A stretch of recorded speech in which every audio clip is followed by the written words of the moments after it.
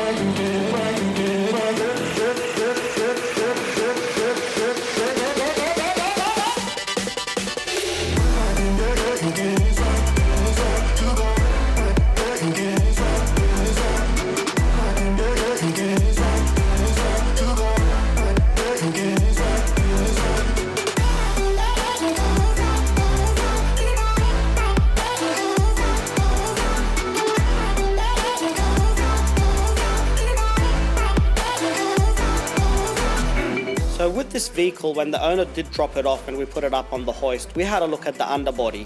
And the first thing I noticed was the black paint underneath, which generally speaking on imports is a sign that something is trying to be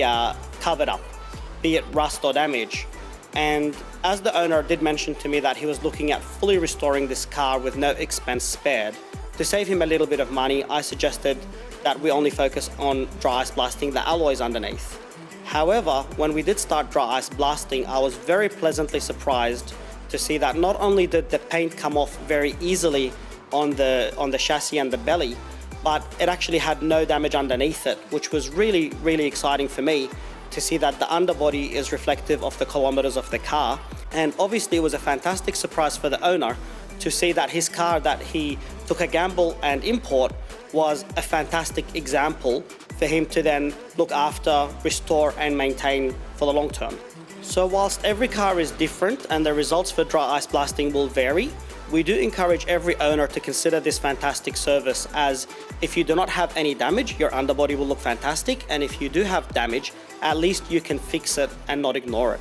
The next steps for this GT-R is now for the owner to take it to get its mechanical checks and servicing done, repair anything that he wishes to repair, and then bring it back to leading edge detailing for us to then try to preserve the original paintwork on the outside and obviously get the best result and finish that we can out of the old paint.